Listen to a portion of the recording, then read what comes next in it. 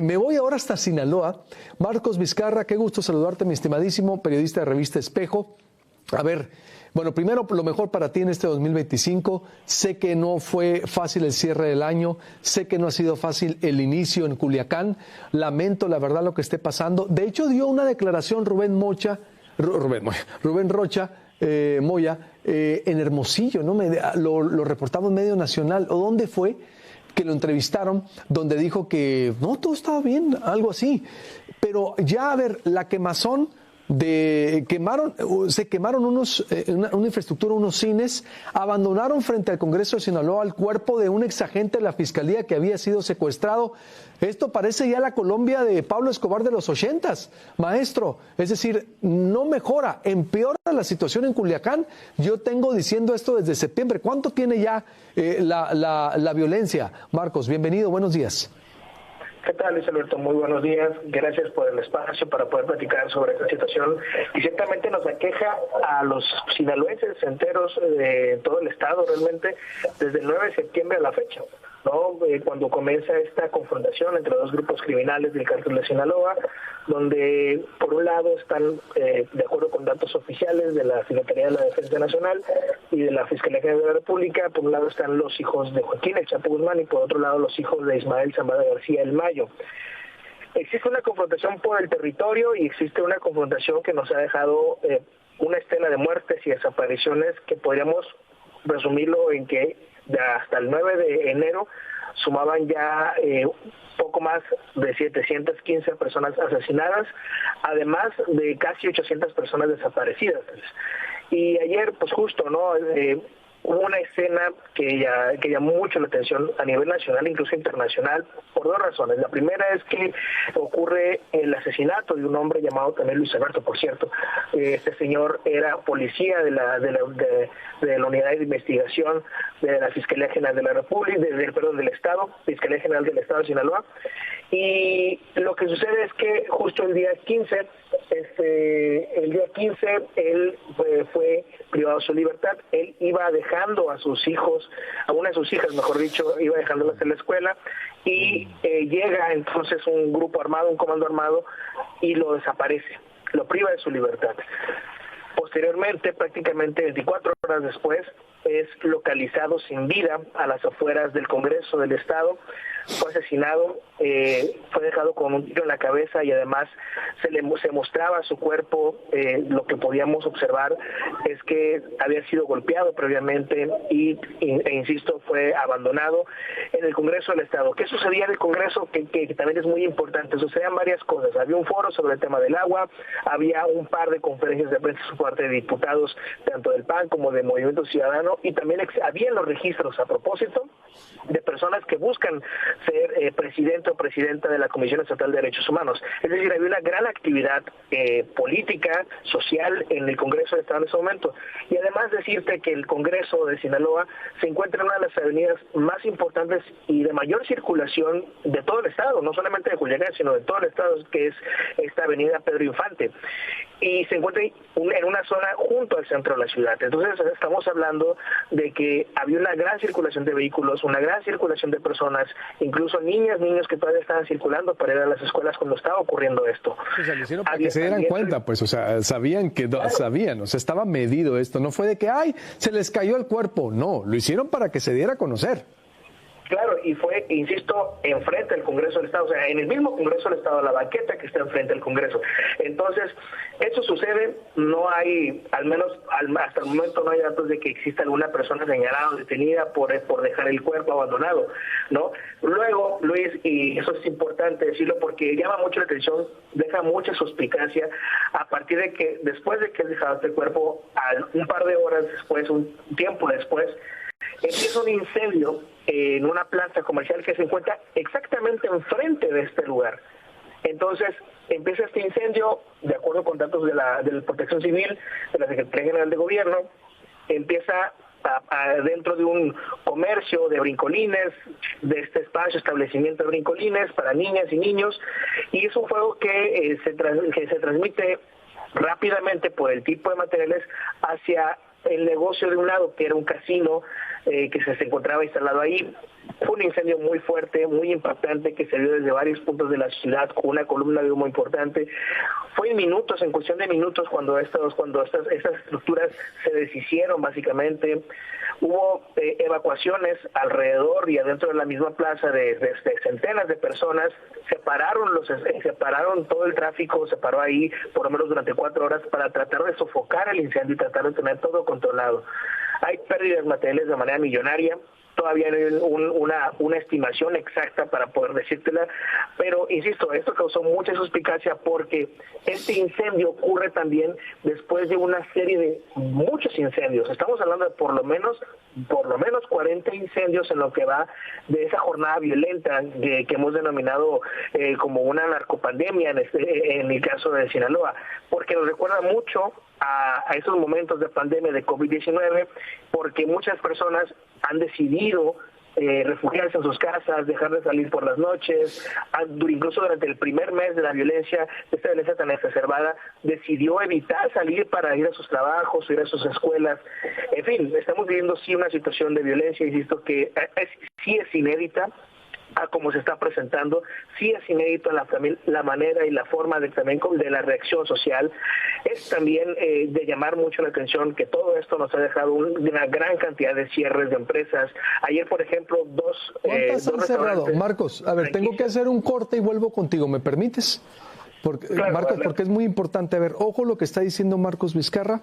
Suscríbase al canal de YouTube de Proyecto Puente, comparte esta transmisión de 7 a 9 de la mañana, nos ve en vivo desde Hermosillo, de 7 a 9 en el canal de YouTube, 88.1 FM, La Voz del Pitic en Hermosillo. A ver, desde el 9 de septiembre, van alrededor de 715 personas muertas, casi 800 desaparecidas, más de 40 incendios. Es una narcopandemia esto. Son nuestros vecinos. Es Sinaloa, no estamos hablando de Islamabad, no estamos hablando de Tombuctú, no estamos hablando de la Liga Árabe. Es México. De hecho, la verdad, yo no pude ir, por ejemplo, en Nayarit a visitar a la familia por lo mismo, porque no me atreví por primera vez en la historia a atravesar la carretera de Sinaloa, que era de las más seguras y envidiables.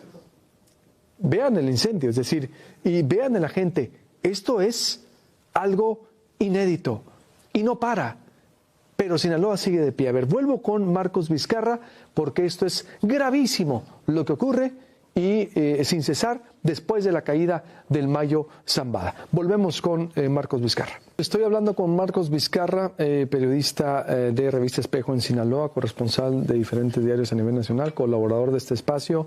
Desde el 9 de septiembre, la narcopandemia, 4 meses, más de 700 muertos, casi 800 desaparecidos en Culiacán, más de 40 incendios. Ayer, aparte, tiraron un cadáver de un policía que llevaba a sus hijos. Espero a sus hijos no les haya pasado nada. Lo levantaron y lo tiraron enfrente del Congreso en Culiacán, donde había diferentes comparecencias de derechos humanos, la Comisión del Agua, en un lugar muy transitado, pues para que se supiera. El narco o la narcodisputa, la narcoguerra en su máximo apogeo y que nadie para. Eso es lo que ocurre en nuestros vecinos de Culiacán. Marcos, me decías, es decir, sin parar, ¿cuál sería tu conclusión? La gente sin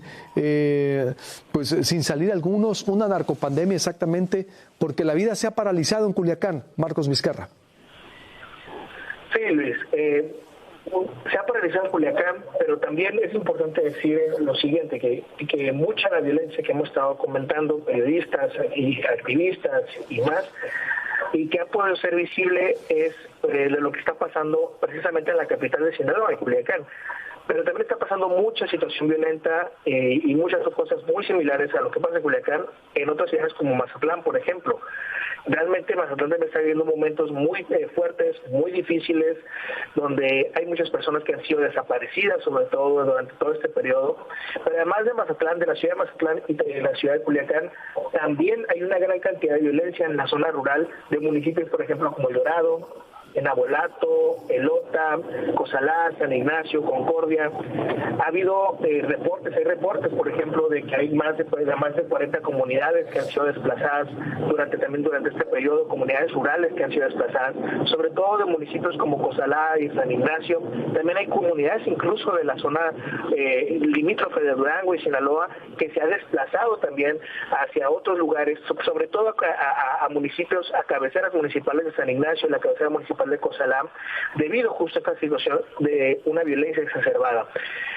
Lo que conocemos y lo que podemos reportar, pues que la gente sepa fácilmente, es lo que está pasando ciertamente en las zonas urbanas, pero gran parte de toda esta falta de información también sucede porque son zonas silenciadas por la misma violencia, son zonas que son controladas por grupos criminales, a donde no es tan fácil o no es prácticamente posible llegar y poder comunicar lo que está pasando, porque también existen presiones por parte de grupos criminales contra pobladoras y pobladores para evitar que salga toda esta información de lo que está pasando en esas áreas.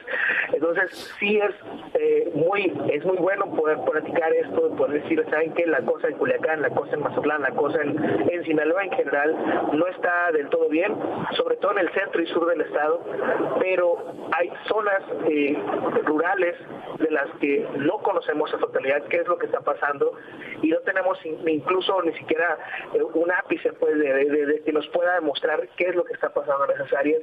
E insisto, creo que sí es bueno poder tener estos foros para poder platicar y decir eso está pasando, no es nada sencillo, sí hay una estrategia de seguridad que ha ayudado a contener, eso es importante decirlo, a contener, más no disminuir o no combatir, pues evitar, frenar, es correcto, la situación de violencia que estamos viviendo.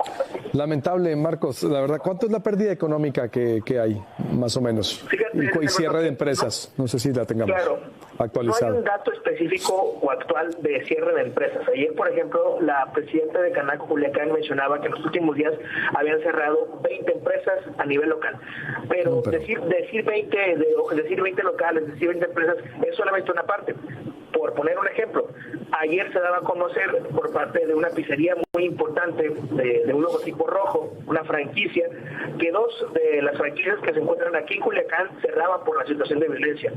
Anteriormente, otra franquicia de otro restaurante había cerrado también por lo mismo. Hay una plaza comercial que se encuentra cerca del centro de la ciudad, en un sector llamado Tres Ríos, la plaza se llama Cuatro Ríos, y ahí han cerrado por lo menos una veintena de locales comerciales. Estamos hablando de una situación que nos está superando también en temas económicos. No hay una estimación exacta tampoco para decirte, hoy hemos tenido tantas pérdidas, pero lo que sí establece el Colegio de Economistas de Sinaloa es que por lo menos estaremos hablando de una situación muy similar a lo que dejó la pandemia de COVID-19 en el año 2020 para Sinaloa. Que aproximadamente durante estos 4 meses hablamos de un poco más de 5,000 millones de pesos. Te mando un abrazo, Marcos, cuídate mucho, por favor, no le jueguen al héroe, valemos más vivos es decir, en el sentido de que hacen un trabajo extraordinario ustedes y tenemos que cuidarnos también, Marcos, que sé que lo hacemos, ¿no? Reitero, lo digo con respeto y cariño y sobre todo empatía, pues, porque tenemos que narrar, tenemos que seguir haciendo como lo hacen ustedes, pero siempre hacerlo con los límites. Hacemos periodismo, no heroísmo, así que necesitamos seguir informando con estas fuentes y con ese trabajo que hacen ustedes. Gracias, Marco, y pues estamos en contacto. Muchas gracias, Alberto. Hasta luego. Saludos, Marco Vizcarra. Reitero, lo digo en el sentido de que sí, o sea, tal vez lo dije al aire, pero me puede. A mí, este año se van a cumplir 20 años de la desaparición de Alfredo Jiménez. Y, desgraciadamente, haces algo, te envuelves en la bandera y, según tú, sí, bueno, te van a llorar un día, bueno, 2 días, no 1, ¿no? Porque, o a la mitad del día, porque después va a haber otras tragedias. Es decir, nótese la ironía. Desgraciadamente. Hay que seguir, obvio, con la frente en alto pero los periodistas somos en el frente de batalla y en los tiempos que estamos viviendo. Una patada y adelante, aguas. Ya lo hemos vivido todo.